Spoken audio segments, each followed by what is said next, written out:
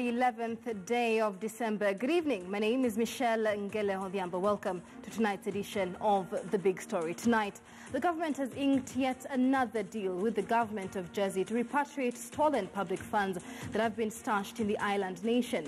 The deal signed today is the second between the two nations after another one signed in 2007 during investigations on the Anglo leasing scandal. Today's deal seeks to repatriate some 500 million shillings hidden in Jersey. When signing the deal, known as Framework for Return of Assets from Corruption of Crime and Agreement, the Minister for External Affairs from Government of Jersey, Senator Ian Goss, confirmed that his country is a custodian of a whopping $1.7 trillion of illicit proceeds from Africa awaiting repatriation. Since it was actualized in 2015, the Asset Recovery Authority has managed to recover 53 million shillings of stolen public funds and has frozen assets and bank accounts worth hundreds of millions of shillings. The deal between Jersey and Kenya comes months after Kenya inked a similar deal with Britain when Prime Minister Theresa May toured Kenya in August. President Uhuru Kenyatta told the British Premier that his government was keen to make theft of public funds exceedingly painful. With Kenya to make sure that if Jersey in the past has been used for the proceeds of crime, that we will work together and ensure that those proceeds are repatriated for the benefit of communities in those countries. All right, that is Senator Ian Goss there. And on the short night, I shall be speaking to Professors Kenneth Kambona, as well as Alfred Omenya, as well as a business journalist, Paul Wafula of The Standard. But before we get to them, our lead reporter, Duncan Haimba, is live for us from our city centre studios with more on the big story tonight. Haimba, good evening. How much good is this deal expected to do Kenyans? Michelle, of course, we can only hope that perhaps this is the final nail in the coffin that might see the proceeds that Kenya believes as is over $1 billion stashed in the offshore accounts in the island of Jersey will finally be coming to Kenya. But as it has always been explained over and over again, we don't expect to get money in terms of monetarily or in terms of money, but perhaps what we do expect, or what has been the norm, they will buy maybe ambulances, what you've seen in the past, or maybe vehicles that will be given to the government, perhaps like the police, the military, and so they don't refund money that is in cash or money that in terms of monetary sums, but they do other projects that it can be even be setting up, or for instance, a forensic laboratory for the Directorate of Criminal Investigations or anything of the sort. However, maybe where we can take this conversation is perhaps ask the question tonight: could this be spelling an end to two Kenyans who've managed to fight off extradition warrants of arrest or extradition demands from the New Jersey? Remember that on Sunday, in an exclusive interview on KTN's Checkpoint, UK Ambassador to Kenya Nick Haley said what the New Jersey is awaiting is the extradition of two Kenyan citizens to go and face charges in that particular island. Then that will see the starting or the rolling, the rolling in place or the movement of now getting the proceeds of graft repatriated to Kenya in terms of other facilities, if it could be ambulances, if it could be setting up of other institutions, building government facilities or whatever. That is what they are saying. The ambassador or the high commissioner was very specific. He said the only thing remaining is the extradition. And therefore, the question that perhaps today will be on many people's minds is, what does this mean for one Chrysantas Okemo and Samuel Gishuru? What does this mean for the two? Because when you look at the presidents, if you can trace what the president has been engaging in, in June-July, he signed a similar agreement of actually returning the stolen graft proceeds that they have to be remitted back. The first country to do that was Switzerland. Then in August, on 30th to be precise, UK Premier Theresa May was here in Nairobi on one-day visit, and they signed a similar agreement. Then today, the 11th of December, New Jersey has committed the same.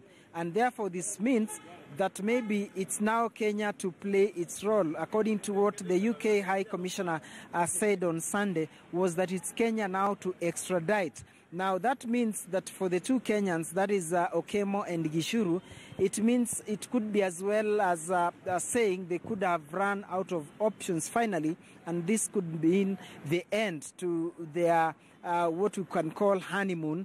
But now what faces them is the reality of extradition, because that is the demand the UK High Commissioner to Kenya was putting, that it's now upon Kenya to extradite the two individuals to go and face the corruption charges or cases in New Jersey. Now, perhaps, Michelle, what we can do is look at how this got here. In 2011, the New Jersey island requested Kenya that the two be extradited. However, there were some tough wars or supremacy wars that arose between the office of the DPP and the Attorney General over who has the mandate to carry on or to process or to deal with the matters of extradition. The Attorney General then argued that this was a diplomatic matter, and as such, it was supposed to be the Attorney General to set in motion. However, the DPP then, Keriako Tobiko, who is now CS for Forestry and Environment, said it was a criminal matter, and as such, it is the DPP's office that needs to handle that matter. Now, it is the push and pull that saw the two individuals appeal a High Court ruling which had validated the extradition after the Jersey of Ireland said that the two needs to be extradited. The High Court upheld the same. However, the two explored that option, then they went and appealed over the extradition, which the Court of Appeal had temporarily halted. Whereas that was halted by the Court of Appeal, the Office of the Attorney General, which is supreme, and by then the Office of the DPP was a department within the State Law Office, were arguing on who has the mandate or in whose purview does that matter lie. Now, that is where we had some dilly-dallying, but the DPP seems to have lost that argument because the Attorney General was finally okayed that they have the rights or they have the mandate to process the extradition of the two Kenyans. And therefore, that is what Attorney General, popularly referred to as the mortician, had said that would have been his last deed before he exited the State Law Office. And therefore, the Attorney General had promised, the Attorney General Emeritus or immediate former Attorney General, Professor Githu Muigai, had said he will be the one to take over that matter after the Court of Appeal finally gave them the green light. And that's why I'm saying now tonight the question that we need to start working on is when, because it's no longer maybe if, but it's now a matter of when. This is what the President said when they signed that agreement with the UK Premier. Perhaps, if I may quote, President Uhuru Kenyatta said, "Depriving people proceeds of crime is one major detriment against the vice, and Kenya is determined to make it painfully rewarding and expensive to get involved in corruption in Kenya. There will be no turning back on this particular agenda." That was on 30th of August. And truly speaking, Kenya has inked a final deal with the New Jersey after doing so with Switzerland, the UK, and now New Jersey. And therefore it means, just as he promised that there's no turning back, now it will be upon Kenya to meet part of its bargain, which is extraditing Chris Okemo and Samuel Gishuru finally. Therefore, that could be the position where we need to know how else or how do we take the conversation further, apart from looking at finally just how much will Kenya be getting in terms of the remitted proceeds of crime or illicit money in offshore accounts. Michelle, over to you. All right, so many thanks. That is our lead reporter, Duncan Hamber, there. Very detailed breakdown of the events that led to the signing of this deal today. On the short note, I will be speaking to two professors, Professor Kenneth Kambona as well as Professor Alfred Menya. Gentlemen, many thanks for joining us on the big story tonight. Professor Menya, let me begin with you. President Uhuru Kenyatta has made it very clear that his government plans to make corruption exceedingly painful. What does the signing of this deal mean for you and the rest of the country? Yes, I think the signing of the deal is an important milestone by the government from a legal perspective. Of course, I mean, the president has signed some of the deals. And as you can see from what Haimba has highlighted quite meticulously, the real obstacle to recovery of stolen assets from Kenya and generally from the continent has been actually the African governments. The frameworks within the UN that could have been explored, there are bilateral agreements that countries can initiate to enable them recover monies that are stolen, that are kept in foreign countries after looting, from our country. A lot of these people who've stashed money abroad are being looked for abroad for criminal offences, and as you can see, both locally and internationally, what has generally happened is that we've created a complicated legal system that enables criminals to continue hiding and enjoying their ill-gotten loot within the country. And government has not been very helpful in this particular regard. In fact, government's record of recovering looted monies, even locally, is pathetic. You're looking at processes of crime and processes of corruption. This year alone running almost into 600, 700 billion. We've only been able to recover 16 billion. Something close to only 1% of what is recoverable. We have a complicated legal system, and on the other hand, the will to recover this is also in question. So what we want to see really is the government being able to recover some of this loot, be they the loot in Switzerland that is protected by the Swiss account, be they the loot hidden in the Isle of Man and in the UK covered with the UK agreement, be they monies hidden by the likes of Okemo and Gishuru in Jersey. Mm-hmm. We want to see commitment, and we want to actually see some monies recovered. Right. So far, nothing has been recovered at all. And Professor Kambona, just borrowing from that, today's deal seeks to repatriate some 500 million shillings hidden in Jersey. The EFCC says that this money is from two major scandals in the country. But like Professor Menya there points out, the Asset Recovery Authority, he says, his figures are 16 million there. We have figures of 53 million shillings. The authority has managed to recover 53 million shillings of stolen public funds. That is, by all means, not enough.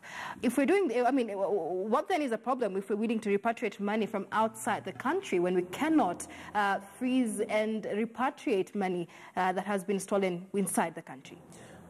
Thanks, Michelle. But allow me to start weighing in on this subject by first and foremost reflecting on a day or two ago, the verdict of Kenyans when a poll was conducted regarding their view on corruption and how it's being fought. There was this Ambitho poll that was conducted, and it indicated that 80% of Kenyans are in support of the current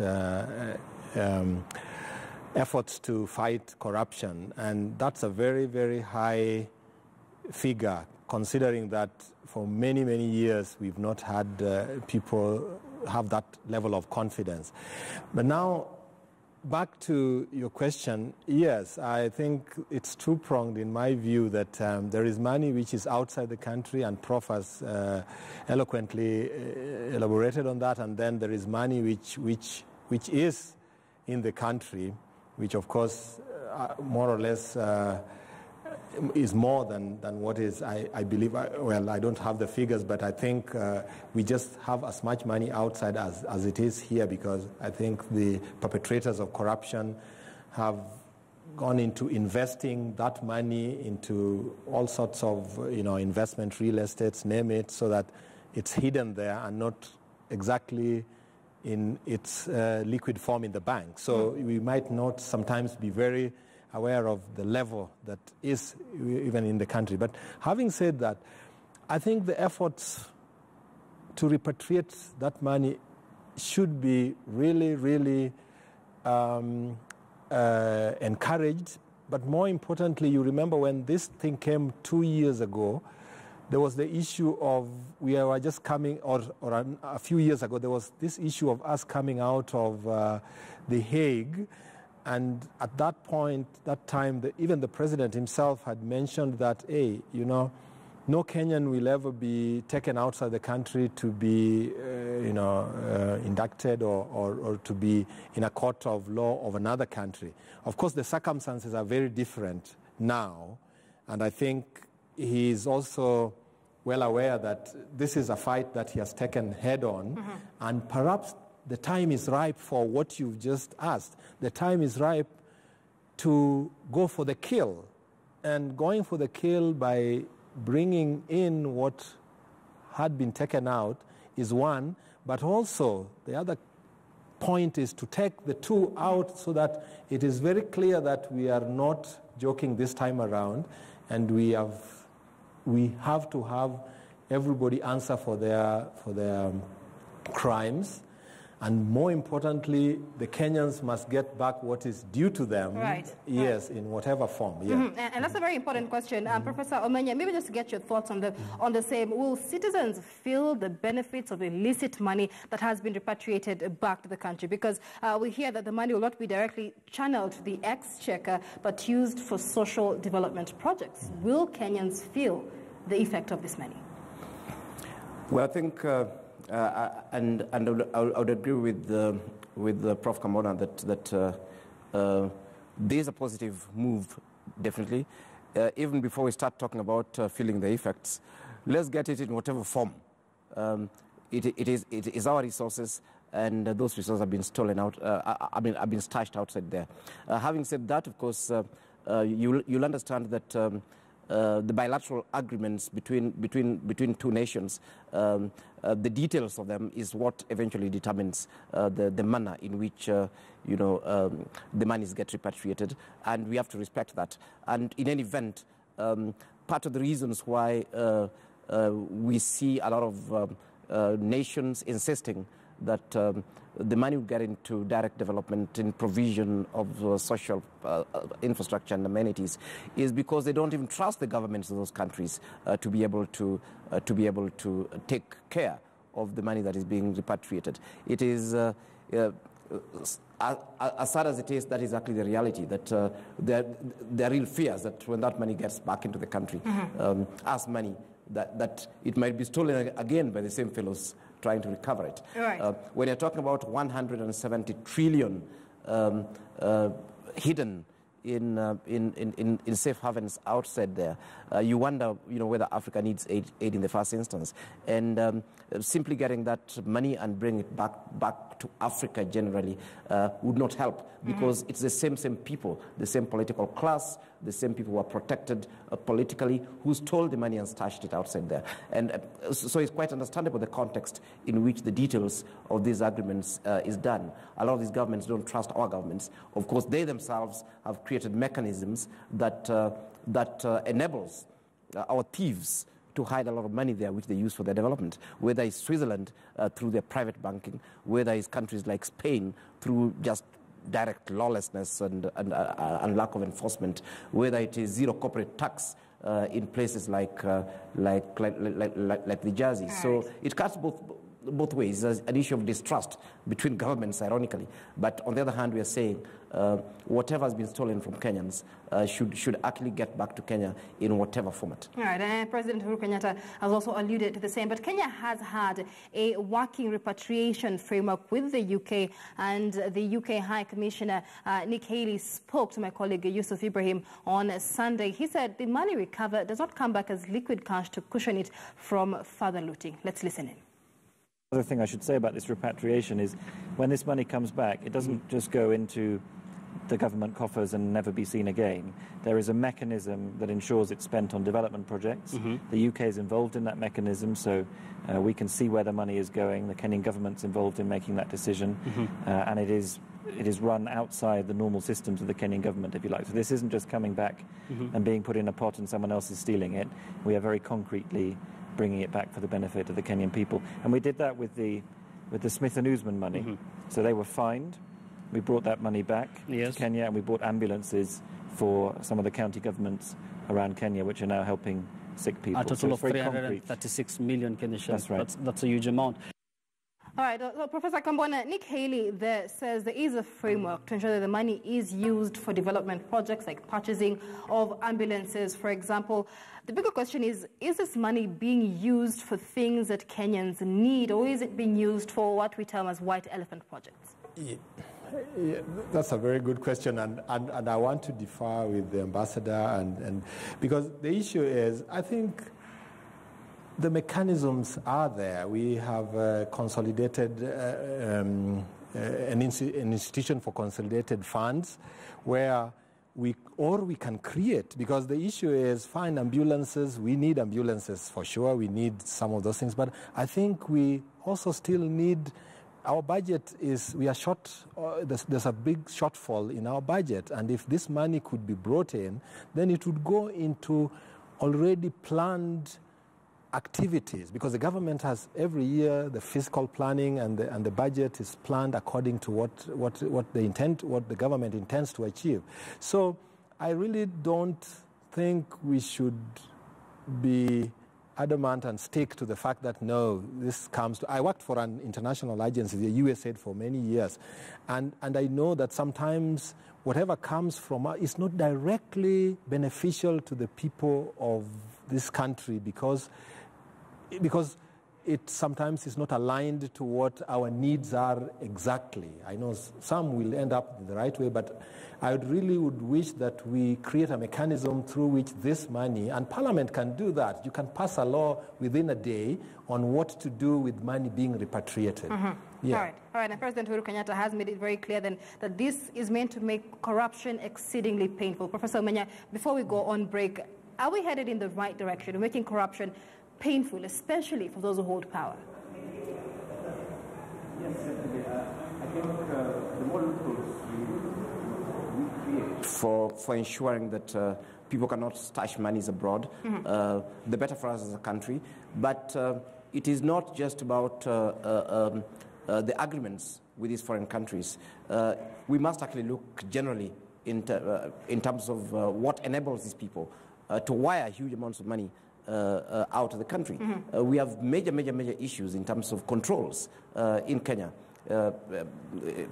in terms of sending monies abroad and so on. We must be asking ourselves, how is it possible that Kenyan citizens, with our current banking systems, with the central bank, with the criminal system and so on, that individual Kenyans, individual thieves in Kenya can send billions, if not trillions, of Kenya shillings abroad. And these loopholes need to be tightened, starting with the banking system, starting with the criminal, the broader criminal system and so on. So that we should not even be discussing about money being stashed abroad. We should have already implemented our anti-money laundering act and proceeds of crime. Right. We should have done that, and money. And this issue should have been tightened to the extent that it becomes very, very difficult for the thieves to take money abroad. In fact, as we are talking about trying to get this money back from the Jersey, we have already claims of a lot of people, of governors, of public officials and so on, sending money as though via M-Pesa into foreign countries, running into billions. And these things, we hear about them daily. The DPP, the CASA, every single day we have cases of governors, we have cases of government ministers, we have cases of directors and heads of parastatals sending money so easily to all sorts of countries, to hide it, not even to invest it in the first instance. How is that actually possible? Those are the things that we need to tighten locally, even as we are being told like little children that, yes, we shall give you the money that the thieves hid in our place, but you shall use it to buy diapers and nothing else. Right, we take a short break now. When we come back, we continue the conversation.